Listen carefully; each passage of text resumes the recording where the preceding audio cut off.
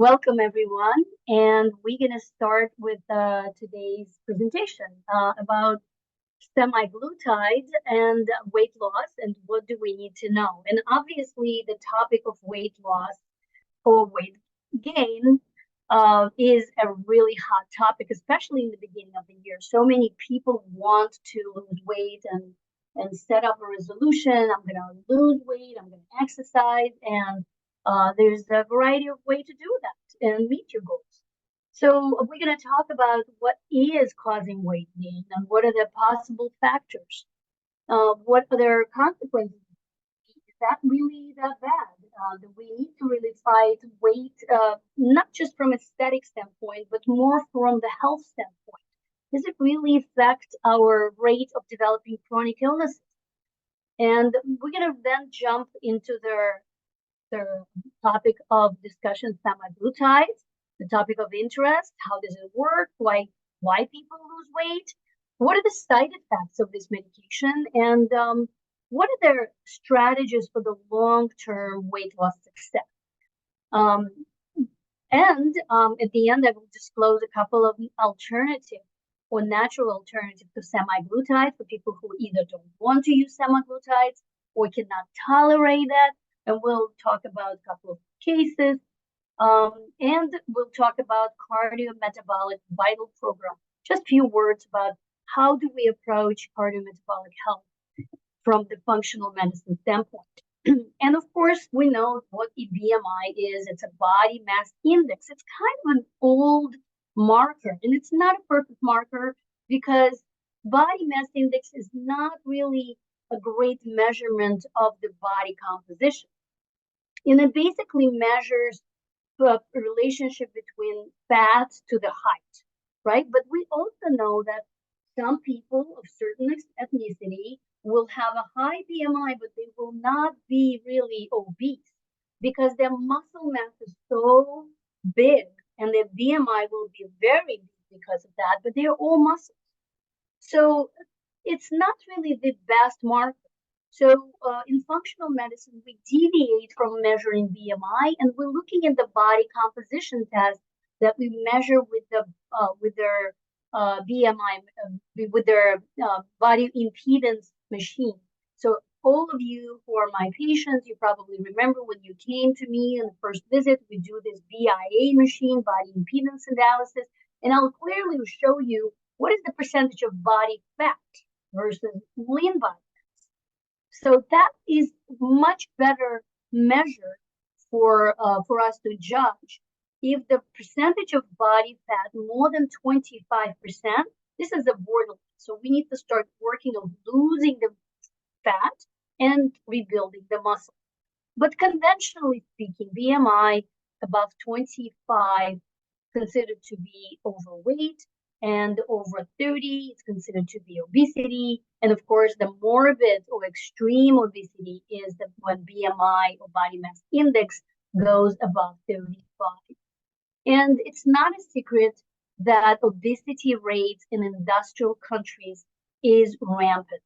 Unfortunately, 69% of adults are overweight or obese, and 36% of adults are really on the verge of their morbid obesity. So yes, and these numbers unfortunately are growing. This is the tape. This is actually a map depicting the countries in blue, as you can see in blue, and higher intensity of blue on this map. It demonstrates higher risk of obesity. So yes, majority of the world, believe it or not, is overweight. And this is the data of 2016. Trust me, this number does not get better since then. So we are in the pandemic of overweight. And what is the factors? Why do we have this problem so rampant? Well, genetics definitely play a role. Some families kind of get obese together. And this is because of genetic predisposition, parents, children. But also, I think that when we're in a family, we eat the same way, right? We also exchange the same microbiome. And we're going to talk about how microbiome can affect cravings and our ability to utilize carbs. So it's really multifactorial why we're gaining weight. And genetic is a big one. Of course, socioeconomic status is really important for people to have access to healthier food. The cost of healthier food compared to the junk food, everybody knows that up until recently, you can eat in the McDonald's for $1, and of course, the quality of food is going to be really poor. And for those who saw the movie Oversize Me, you probably remember their gentleman who, their director of the movie, who ate the fast food for 30 days and checked his biomarkers before and after. Well, cheap food, usually a poor quality food. So it becomes a matter of socioeconomical status, how fast and you can lose weight and how you can maintain the weight. And lack of access to your exercise, to the gyms, to the parks, to organic food and produce. As you probably know, we do have a comparison that some of their food marts and food stores where their area of vegetables is so small, but majority of the aisles occupied with processed food. And it's accessible, it's cheap, it's often on sale, and it has attractive boxes. So we are sold to eat junk food, unfortunately. So yes, the poor diet is one of the biggest factors for obesity, and and so that is not just in the last month, but it's for years and years and years. I want to say a few words about emotional factors that make us overweight or make us overeat. Stress creates the release of a lot of stress hormones. In order for our body to calm it down, we need the release of dopamine. Dopamine is that pleasure neurotransmitter in the brain that is released after we have a big meal. So, yes, we have a tendency to overeat when we are stressed. Some people have an old emotional trauma that has never been resolved, or people have unproductive thoughts. You don't deserve to lose weight. You don't deserve to be beautiful, right? We all probably, many of us can relate to that message in our head. Yes, that needs to be also resolved. Many overweight patients of mine do have their history, either emotional abuse or sexual abuse, and that needs to be cleared for them to have a sustainable weight loss. And lack of movement. Remember, sitting is the new smoking, right? We spend so much time sitting at our table, on our chairs, at our table, working remotely for the last 3 years. Now we're going back. But we still, a lot of people just got used to being in their coops and not to move around. But I advocate and promote any movement. Whatever you can do is going to be best for you. Go for a walk after your dinner. Go for a walk after your lunch. Dance in your living room. Go for on a stationary bike. Go to the park and hug the trees, but you need to move, right? And of course, there is a mental emotional component in the form of depression, our relationship with food that could be dictated by cultural habits and cravings, impulses of eating. So many people, men and women, come to me like, yeah, I eat really well, but after the dinner, I need that sugar fix. I need to eat something sweet. Yeah, so we are going to actually talk about how we can affect them. Of course, there's a hormonal issue. People with underactive thyroid will gain weight no matter what they eat and how much they eat.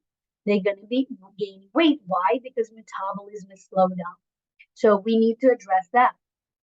And then, of course, I had to put 2 cents about the microbiome and the gut balance because certain critters in our gut will make us crave sugar more than others, right? So parasites, yeast, those unquenchable sugar cravings, usually related to those infections. And then, of course, we are a nation of the drug therapy. So many of us are on antidepressants, on the birth controls, on antipsychotic, anticonvulsant, steroids are given away, especially now for the cough symptoms after the viruses. just given away as a candy, but nobody realizes, not many realizes that even one pack of steroids will affect your microbiome and make you yeast overgrowth, and then you're going to crave sugars for months and months and months. So, and some anti-diabetic drugs also will, and hypertensive drugs will make you crave sugar. With that said, it's not a permission to stop your medication without doctor's advice. So please be cognizant of that and talk to your doctor. So what are the consequences of the obesity? Is it that problematic? Well, yes, unfortunately, it's not just a aesthetic issue, but it's a leading cause of many, many chronic illnesses, from heart attack and liver disease, that we now in the epidemic of their non-steroid, non-alcoholic steatohepatitis, or basically fatty liver that is not related to alcohol consumption, but to our diet, disease of their gallbladder, of course, there is diabetes and insulin resistance, but also a variety of the gastrointestinal issues like GERD, reflux, or fertility issues will be affected by obesity. And no, needless to say, the weight we carry, any excess weight we carry, will detrimentally affect our joints and basically every organ and system in our body will be affected by obesity. So yes, it makes sense for us to be in the optimal weight, but how do we get there? Okay, so with this new drug, semaglutides, works for the weight loss, and it was obviously a nice side effect. Initially, it was a medication developed for treatment of diabetes, and it's a great medicine for diabetes because it addresses multiple factors of diabetes. What is it? It's actually a mimic molecule of our glucagon-like peptide, or GLP-1. We have this hormone that is produced in the intestines when we eat. Believe it or not, all of us have it. So the pharmaceutical company took that molecule, changed it, made it much longer playing in the body. So now instead of working for 20, 30 minutes, it stays in our body for a week. And that's why this medication can be injected once a week. So it is a chemically altered glucagon-like peptide 1, and it's just stay in our body for a whole week. And how does it work? Well, it works really interesting because, first of all, it makes us fuller for much longer. So it slows down the emptying of our stomach. So food is actually sitting in our stomach instead of hours. It stays for like hour. It stays there for 3, 4, 5 hours, and you don't feel hungry, right? Because the stomach still has all that content that you eat. So at the same time, this hormone sends the signal to your brain that you are not hungry. So it basically appetite suppresses. So that's a second very important mechanism of action. And at the third point, what this hormone does, it stimulates your own insulin secretion after you eat, and therefore your glucose regulation happens much faster, plus you're not eating that much, plus you slower absorbing your glucose from the stomach, and you're not hungry. So it seems like it's checking all the boxes that are necessary for treatment of diabetes. And that's why it is a successful drug for diabetes. But side effect, of course, is the weight loss. And that's how this medication got so popular in the weight loss realm or industry. And now it's been, unfortunately, overused. But what is the percentage of weight loss? It's actually not that impressive, but it is enough for people to feel better. And of course, the results vary. So most people lose over 5% of the body weight. So for someone who is 250 pounds, will lose 12.5 pounds, but about 1/3 of people will lose significantly more weight, up to 20% of the body. So in the example of 250 pounds patient, they will lose about 50 pounds, significant, right? And interestingly, that if you find a way to change your diet, and start moving, you actually can get that percentage of 5 to 10% of body weight loss without injecting a pharmaceutical medication into your body. So mild to moderate, the side effects actually vary. It what the company reports is mostly related to the gastrointestinal symptoms because of that slowing of emptying of the stomach. So people will experience nausea, vomiting, diarrhea, more frequently constipation because now people don't eat as much and things are not moving smoothly enough. So people do get constipated. Now, a lot of people who I see on semaglutides will come with their drug to counteract that side effect. So now we end up with two pharmaceuticals. So they're taking laxative now, right? And because the gut is not moving. But less common side effects that I've experienced in my practice, and I have patients coming to me because they cannot tolerate semaglutide, is their severe anxiety, palpitations, headaches, and what is most unpleasant is the loss of the muscle. So people, when they take this medication, unfortunately start losing muscle mass faster than they lose fat. And that is detrimental because remember, muscle is a metabolically active organ. It helps us to burn calories. It helps us to have a healthier body weight and body composition more than weight. So losing muscle mass actually not a good win on the long run. So most people regain the weight they lose after they stop semaglutide, and that's the problem because there's no really exit strategy that the company wants you to have. The company that produces those medications, they want you to be on this medication for lifetime. With that said, I had patients who successfully went for 3-4 months, lost weight, changed the way they eat, started experiencing tremendous improvement in how they feel, were able to get off this medication and maintain weight loss. But that's not for the majority of the people. Majority of the people, as soon as they stop that medication or that crutch, they now lose it or gain it all back.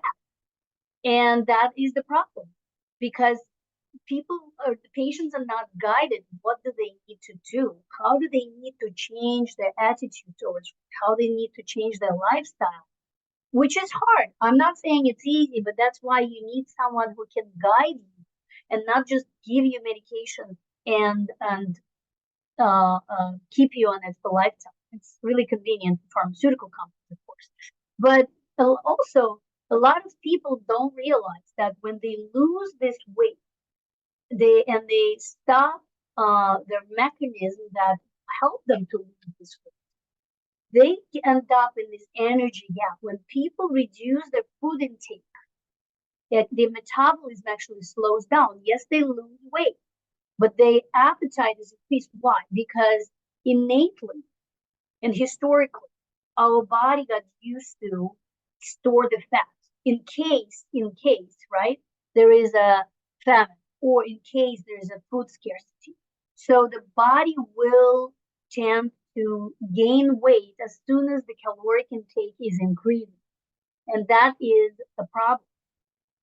So the best diet for weight loss, there's multiple diets. Obviously, there's FAB diet with every month, it seems like. But historically, we know that if you cut down your carbohydrates, if you cut down your empty calories from grains, from starchy vegetables, from fruit, excessive amount of fruit, from sugar, and you engage into a high protein diet that results in feeling fuller and gives you more satiety, gives you that really great increase in energy expenditure because it takes a lot of energy for the body to break down the protein and break down the fat, healthy fat. So we get more energy from that, but it takes body a lot of energy to harvest that energy. So exercise is definitely important, but as I said, it's less important than what you eat. So if you get yourself on a low sugar, low carbs, simple carbs diet, you basically stay on proteins, healthy fats, and lots of fiber, you start losing weight very naturally, right? And that's much more important than exercise. But movement is as important, especially increasing your muscle mass, because more muscle mass you have, more calories you're going to be burning. It's a metabolically active organ, your muscle, right? And definitely a lot of people would need accountability. And that's why our group coaching and our one-on-one coaching or working with a healthcare practitioner with the periodic reset of your metabolism is really, really important. Decreasing your screen time. People, we come home, we all stressed out, we eat whatever we find in the refrigerator, and then we sit in front of the TV or in front of our computer and continue to work. Not really the best thing for the weight loss. You actually need to eat to burn your fat. So small, frequent meals and snacks is mandatory if you're in the weight loss program. You must eat breakfast and high protein breakfast. That's why protein shakes are really great support during the weight loss, and even with the intermittent fasting and fasting mimicking that we're going to touch upon. So in the portion control or meal substitutes, that's where protein shake can be a really great meal substitute.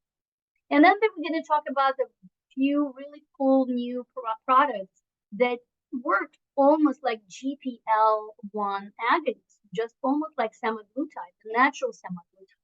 And this is our natural substances, things like lemon verbena that stimulates your metabolism and decreased fat production and stimulate fat use for energy and has a beautiful anti-inflammatory as well as they're stimulating blood flow to your muscles and to your organs. Hibiscus, your natural hibiscus flowers, stimulates your, again, metabolism.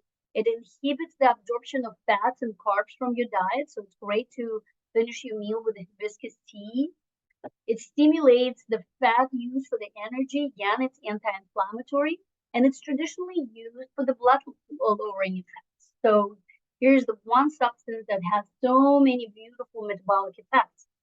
And one of the most important components is the green coffee bean extract. It's actually decaffeinated. It stimulates metabolism and inhibits absorption of fats and carbs, and it helps stabilize your blood sugar. And again, it's anti-inflammatory. So some natural alternative that can boost your GLP-1 can be really not a great alternative for people who either cannot take semaglutide or want to discontinue semaglutides because they reached that weight loss goal that they wanted to, and or people who prefer completely natural approach. So these natural substances that I mentioned will be a great alternative to boost your natural GLP-1 production and increase metabolism. So remember lemon verbena, hibiscus, and green coffee extract. And this is actually a product that I've been using in my practice and helped a lot of people to shift from semaglutide to their high phenolic. This is a great product. If you scan this QR code and sign up to their full script, we can send your prescription for high phenolic. The way you take it is you take 1 to 2 tablets before your biggest meal, usually dinner, because that's when people start craving for that sugary intake. That's when they want a piece of, a cake or lots of fruit, or that dessert craving or ice cream, right? So it definitely starts working in about 2-3 weeks. So be patient with that. But it definitely slows down the appetite. It decreases appetite. It increases satiety, and it's a great way to help you to stabilize the weight. And the studies show that if you stay on it for 3 months, You reduce abdominal circumference size and percentage of body fat. So high phenolic is a wonderful product that I've been using. But also, we now know that there's a new player on the nutritional market, and that's the probiotic Akkermansia. So historically, this bacteria that we actually test in our stool test has been linked to a better weight loss. And people with higher level of this Akkermansia bacteria have a healthier body composition. So some people, when I check their stool test, have zero Akkermansia, and this is such an important bug in our gut that not only helps us to produce GLP-1, but also create the mucin layer that is protective layer that protect integrity of our intestinal wall and prevents the leaky gut. So this is a great probiotic even for diabetic because the sugar regulation improves with the Akkermansia. So definitely, if you would like to try, and if you know that your Akkermansia is low, some of you who are here on this call know that I pay a lot of attention to Akkermansia, and if we find it low, we'd like to increase it. So those are the two products that I really like to help my patients to stabilize the weight loss that they achieved either with medications or by their lifestyle changes. And of course, for those of you who've been with me for a while, you know how much I like the fasting mimicking diet. Prolon is the great way to reset your metabolism, to lose a couple of visceral fat pounds, and but most importantly, initiate that cellular cleanup process that we call autophagy. Such an important process for rejuvenation and repair. And nice side effect is to lose weight. If you want to order this product for really a discounted practitioner price, you can copy this link, Prolon FMD, which is fastingmammocandiet.com/Dr. Klimenko, and you'll get the best price that you can on market. So I personally have been maintaining my weight with Prolon, doing it every 3 months for 5 days. I usually just block my calendar and do it. It's never easy, but I always feel great after I do it. The hardest thing is to actually commit to do that and not to move that event in your calendar. So that is basically almost the end of our program, but I would like to invite for those of you who have a cardiometabolic issues to explore their cardiometabolic vital program that for new patients especially, that includes their 90 minutes initial intake. We do some testing ordering. You'll be recommended certain supplements and lifestyle intervention that will be you'll be monitored by a health coach on one-on-one as well as with the groups, and you'll have a great access to resources for homework and the follow-up appointments and testing, and usually people get a really good result if they commit it. So for those of you who want to do their cardiometabolic questionnaire, please scan this QR code and have it done. So you can see where are you currently on your cardiometabolic markers. And yeah, book a discovery call if you are still not our patient. You can follow us on the Facebook and Instagram, and or just check out new articles on their email on our website. I'm going to take a brief pause right here. And I need to go and do IV push for one of my patients, so I apologize. I'll be right back. Sorry about that.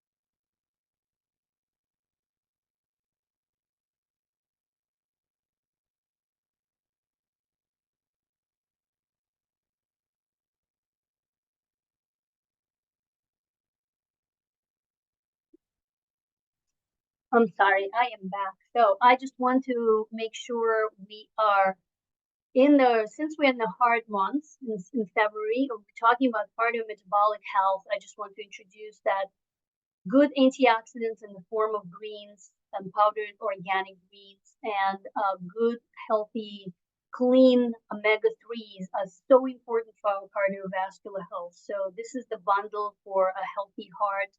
If you have someone or for yourself or for people who you love and you want to give them a gift of their healthy heart, consider this bundle that you can get from our store and get this great 50% off.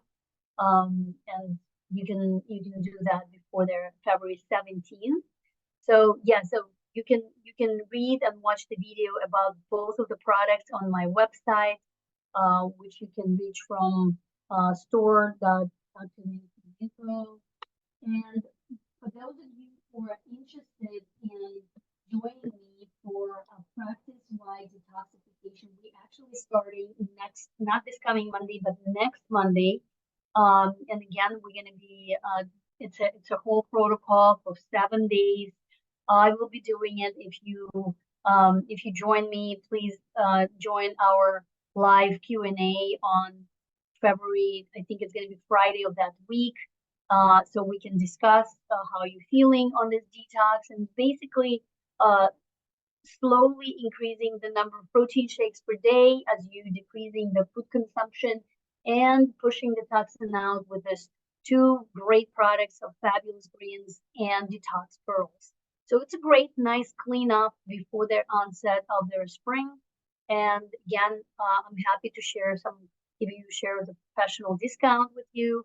So if you're interested, please go to my store and you can get it there. So great way to detox together.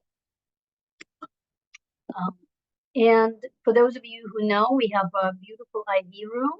Actually, just attended a client there to give some intravenous solution. People feel so much better, especially more people are depleted nutritionally, better the results they get. Also, just intravenous hydration is such a great way to replete your volume of their fluids and get your nutrients straight to their cellular level, bypassing the gut that can be not absorbing nutrients as good as we would like to. And remember, we are offering some group health coaching sessions, which are very affordable. And look at that beautiful salmon in the form of the heart. So yes, remember, food is your medicine. So join us. Let's talk about which foods are the best for you and how can you curb your cravings and any obstacles and barriers that might come up in your way of successful weight loss. Also, for some of my patients who are attending, has been tested with their 3x4 genetic test. Remember, we do have our session coming up. It's going to be on, I think this is the wrong date. It's going to be on first Monday of the month. So just keep it in mind and keep an eye on their announcements. Please join us. It's a lifetime access to our expert Marina Kucher, who is great in explaining your results of 3x4. So please join us. And so if you're still not our patient, what can you do? How can you become a patient? So just book the discovery call. We do have a Calendly calendar where you can book 15 minutes and talk to my staff to understand if it's a right fit for you. And if you're ready for a commitment of changing your lifestyle and diet and work with us to feel better. And remember, friends don't want friends to go to the vet doctor. So send your family members. We are kind of a practice of not just doctors. A lot of practitioners come to see us now because they understand the value of their services that we provide, but also friends bring their friends and husbands bring their wives and vice versa. And it's really fun to meet the entire family